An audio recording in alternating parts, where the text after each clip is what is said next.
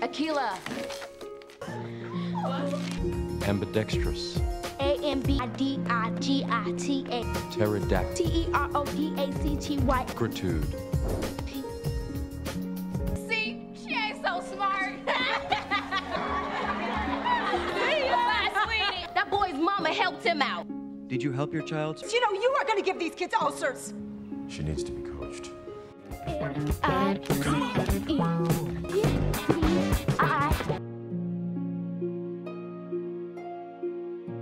Hai, bertemu lagi dengan Han Movie. Kali ini kita akan membahas film dari tahun 2006 yang berjudul Akilah and the Bee. Film dengan tema pendidikan ini akan banyak mengajari kita, khususnya para orang tua, untuk bisa sebaik mungkin memberikan lingkungan dan support system yang mendukung bagi anak. Karena film ini akan bercerita mengenai seorang anak yang pada awalnya merasa tidak mempunyai tempat di lingkungan ia berada, hingga akhirnya dipertemukan dengan orang-orang dan guru yang mampu mengeluarkan potensinya yang sebenarnya.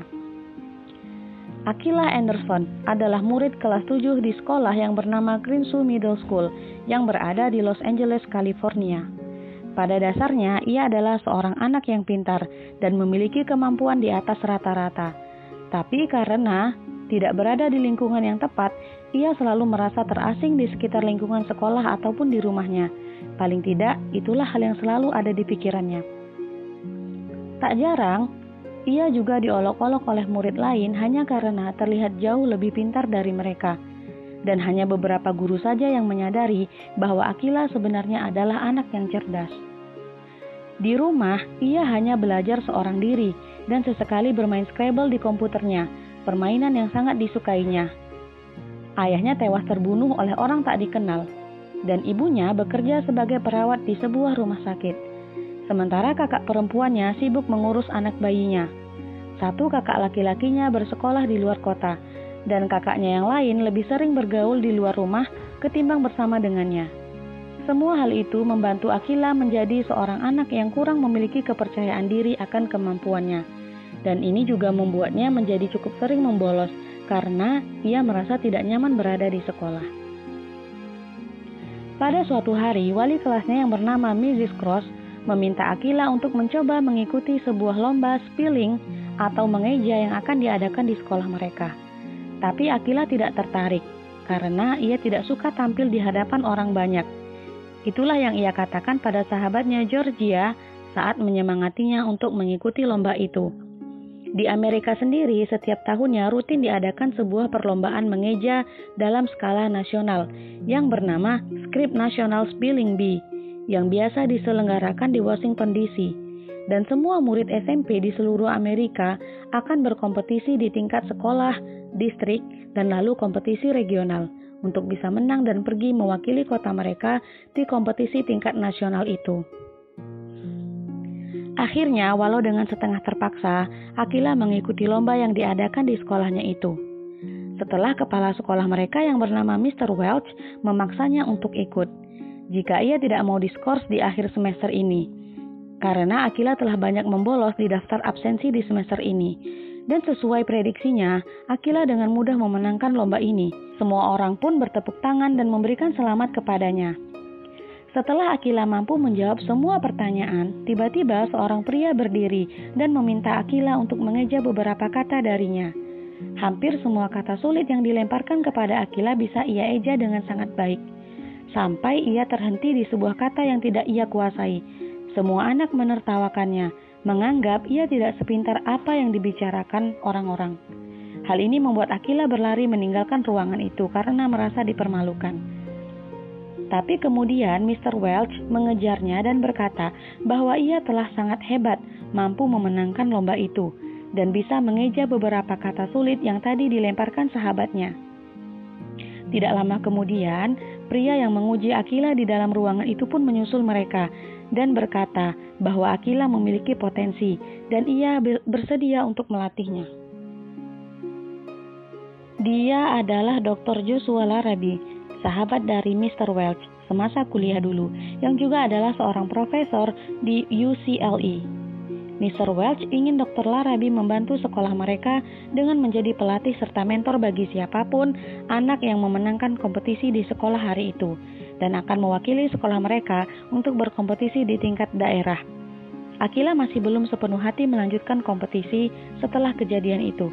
Ia tak mau dipermalukan lagi jika nanti ia kalah. Tapi pada akhirnya, kakaknya yang bernama Devon menyemangatinya untuk terus berkompetisi. Ia berkata bahwa rasa takut itu harus dilawan dan dihadapi karena itu adalah sebuah tantangan. Mendiang ayah mereka pasti juga akan senang melihat Akila berkompetisi jika ia masih hidup, sambungnya lagi. Hal itu membuat Akila kembali bersemangat dan memutuskan untuk terus berkompetisi mewakili sekolahnya. Mr. Welch selalu memintanya untuk mengunjungi rumah dari Dr. Larrabee untuk berlatih bersamanya.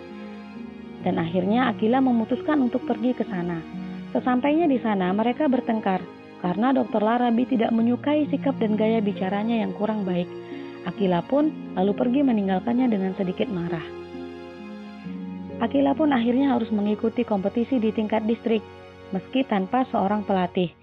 Di sini ia akan berkompetisi dengan 139 anak lainnya dan 10 orang yang bertahan akan melaju ke kompetisi tingkat selanjutnya. Seorang anak yang bernama Javier menyapanya dan mengajaknya berkenalan sambil membantu Akila memasang nomor peserta di dadanya. Ini adalah tahun kedua Javier mengikuti lomba ini dan ia memberi Akila sedikit masukan dan juga semangat. Akila hampir saja kalah dalam kompetisi ini.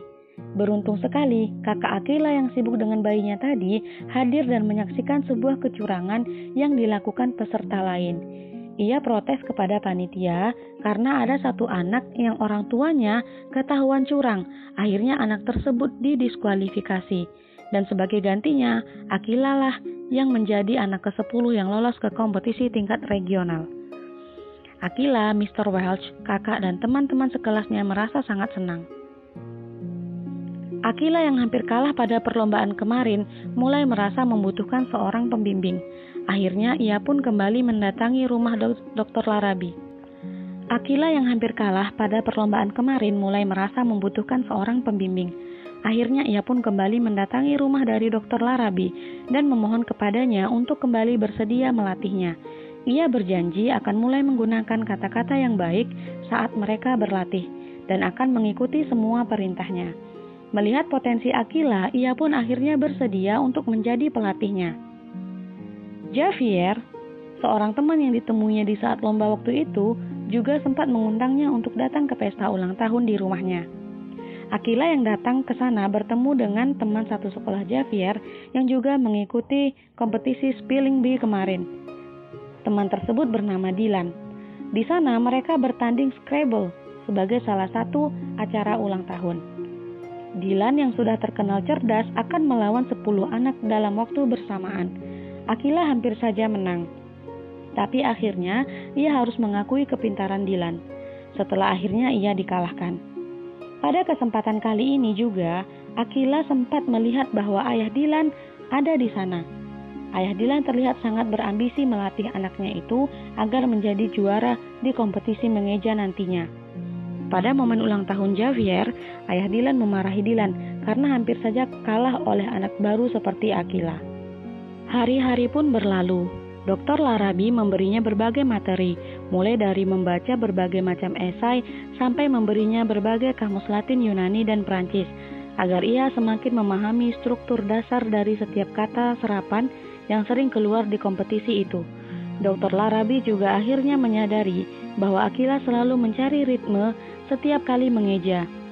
Setelah ia memperhatikan Akila yang selalu menepuk tangannya setiap kali ia mengeja, dan ketika berhenti menepuk, ia akan kehilangan fokus.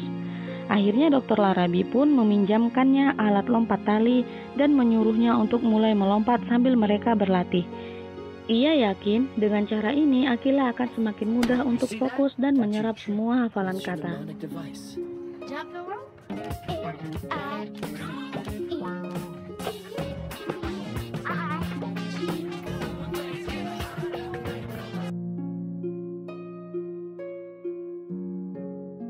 Ibu dari Akila sendiri sebenarnya kurang begitu mendukung dengan apa yang dilakukan Akila. Ia mengira bahwa kompetisi itu tidak bermanfaat baginya dan hanya mengganggu pelajaran sekolahnya saja. Dan saat kompetisi regional berlangsung, ia tiba-tiba datang meminta Akila untuk turun dari panggung. Mr. Welch lalu meminta izin kepada juri untuk membawa Akila keluar sebentar. Juri pun mengizinkan mereka, tapi jika Akila belum juga kembali saat gilirannya tiba, maka mereka akan mendiskualifikasinya. Ibunya marah karena ternyata selama ini Akila telah berbohong dengan membuat tanda tangan palsu dari mendiang ayahnya sebagai syarat pendaftaran di kompetisi itu. Mr. Welch dan Dr. Larabi pun tidak mengetahui mengenai hal itu. Tapi kemudian, akhirnya mereka membantu menjelaskan bahwa Akila akan mendapatkan kredit ekstra setiap kali ia berlomba, dan sekolah sudah mendesain sebuah program khusus untuk Akila nantinya. Ibunya tidak pernah mengetahui hal itu, karena setiap kali Akila mencoba menjelaskannya, ia selalu tidak ingin mendengarkan, entah itu karena sedang sibuk atau juga karena sedang lelah bekerja dan mengurus keluarga mereka. Mendengar hal itu, akhirnya ibu pun mengizinkan Akila untuk kembali ke dalam dan melanjutkan kompetisi. Akila hampir saja didiskualifikasi dari perlombaan, tapi untungnya Javier membantunya mengulur waktu untuk para juri, dan akhirnya Akila memenangkan lomba di kompetisi bersama dengan Javier dan Dylan, dan mereka bertiga akan mewakili California Selatan untuk maju ke kompetisi tingkat nasional di Washington DC. Akila pun segera menjadi buah bibir di sekolah, karena sebelumnya belum pernah ada murid dari sekolah mereka yang mengikuti sebuah lomba di tingkat nasional. Ia juga diliput beberapa media lokal. Semakin banyak orang di lingkungan rumahnya dan mengetahui prestasinya itu, tapi hal itu ternyata membuatnya merasa sangat tertekan, karena kini semakin banyak orang yang mengharapkannya menang, dan ia takut mengecewakan mereka semua. Ketakutan Akila juga disebabkan karena secara tiba-tiba Dr. Larabi memutuskan untuk berhenti menjadi pelatihnya, dengan alasan bahwa ia telah mempelajari semuanya dan tidak ada lagi yang bisa ia berikan. Ia kemudian memberi Akila beberapa tumpuk dus yang berisikan 5.000 kata untuk akhirnya dipelajari dan dihafalkan sendiri. Dan jika semua itu telah selesai ia hafalkan, maka ia telah sangat siap untuk berlomba di tingkat nasional. Georgia, sahabatnya pun kini sudah tidak mau lagi bermain dengannya, karena merasa Akila terlalu sibuk dengan berbagai kelas dan kompetisi yang ia ikuti. Tentu saja hal itu membuat Akila semakin sedih dan merasa ingin berhenti melakukan semua itu. Tapi kemudian ibunya berkata bahwa ia tidak perlu takut jika tidak memiliki seorang guru, pelatih, atau teman sekalipun. Karena jika ia mau membuka mata, ada banyak hal-hal di luar sana yang bisa ia jadikan guru. Dan kemanapun ia pergi, ia bisa memulai semua itu dengan berlatih bersama ibunya. Sejak hari itu, Akila pun berlatih bersama banyak orang yang ia temui. Ia meminta semua orang untuk membantunya melatih ejaan kata yang sebelumnya Dr. Larabi berikan. Dan saat Akila berhasil menghafal semua kata itu, ia baru menyadari bahwa jumping rope yang dipinjamkan Dr. Larabi adalah milik mendiang anaknya. Ia menyadari itu setelah melihat inisial di alat itu, dan juga karena sebelumnya Dr. Larabi pernah salah menyebut namanya dengan nama Dennis anaknya. Akila pun kembali mendatangi rumah Dr. Larabi untuk mengembalikan 5.000 kata yang telah berhasil ia hafal. Dan ia juga mengembalikan alat lompat tali yang dipinjamkan kepadanya. Pada kesempatan ini, Dr. Larabi akhirnya mau bercerita tentang anaknya yang telah tiada kepada Akila. Dan bahwa ternyata alasan ia berhenti melatih Akila adalah karena Akila begitu mirip dengan mendiang anaknya itu, dan ia tidak bisa menahan perasaannya. Setelah berbincang cukup lama, Dr. Larabi akhirnya bersedia untuk menemani Akila menghadapi kompetisi di Washington DC. Ia juga memberi Akila hadiah, yaitu tiket pesawat dan penginapan tambahan agar ia bisa membawa juga ibu dan juga sahabatnya ke sana. Akila pun terbang ke Washington DC bersama ibu dan juga sahabatnya Georgia. Hari penentuan pun akhirnya tiba. Sebanyak ratusan peserta akan berkompetisi dalam skrip National Spelling Bee kali ini. Memasuki ronde ke-8, satu persatu dari mereka mulai berguguran setelah salah mengeja kata yang diminta juri, hingga hanya menyisakan 30 anak yang masih bertahan. Aboriginally? Correct. S-U-S. Excursion.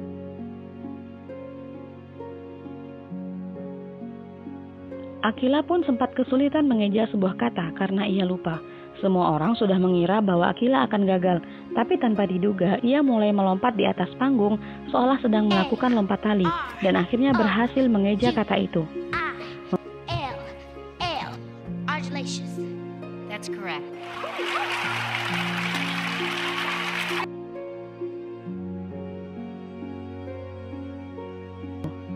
Memasuki ronde ke-12 hanya tersisa Akila, Javier, Dylan, dan 2 orang peserta lainnya. Javier dan 2 orang peserta lainnya pun akhirnya gagal mengeja kata yang dilemparkan oleh juri di ronde ini. Kemudian, ronde berikutnya menyisakan Akila dan Dylan yang akan memperebutkan piala kemenangan. Di dalam ronde final, jika ada salah satu peserta yang gagal mengeja, maka peserta lainnya harus bisa mengeja kata itu ditambah 1 kata tambahan yang akan dilemparkan juri untuk bisa menjadi pemenang di kompetisi ini. Dan jika peserta lain gagal mengeja kata yang salah itu, maka mereka akan dianggap draw dan harus menunjukkan persaingan untuk mengeja 25 kata sulit lainnya yang sudah disiapkan oleh juri. Melihat Dylan yang selalu dimarahi ayahnya, karena mereka sangat ingin menjadi pemenang, membuat Akila dengan sengaja membuat kesalahan pada sebuah kata agar ia menjadi kalah. Ia melakukan itu karena merasa masih bisa mengikuti kompetisi ini di tahun depan. Sementara Dylan tidak bisa lagi karena ia sudah berada di kelas 3. Tapi Dylan yang menyadari itu tidak terima karena ia tidak ingin menjadi pemenang dengan cara seperti itu. Akhirnya ia pun secara sengaja mengeja dengan salah sebuah kata yang membuat semua orang heran dan kaget karena kata itu termasuk kata yang mudah. Setelah berdiskusi, mereka berdua pun akhirnya sepakat untuk bertanding secara sportif dan bersungguh-sungguh. Kompetisi pun terus berjalan. Mereka menunjukkan kemampuan mereka seolah tidak ada kata yang tidak bisa mereka eja sesulit apapun kata itu. Mereka berhasil mengeja semua 25 kata sulit yang dilemparkan juri. Hal ini belum pernah terjadi sebelumnya dalam sejarah kompetisi. Kemudian hal ini membuat mereka berdua draw dan akhirnya harus menjadi juara bersama di kompetisi tahun ini. Semua orang sangat bahagia melihat kemenangan mereka, tak terkecuali Dylan dan juga ayahnya. Terima kasih sudah menonton film ini, semoga kalian terhibur.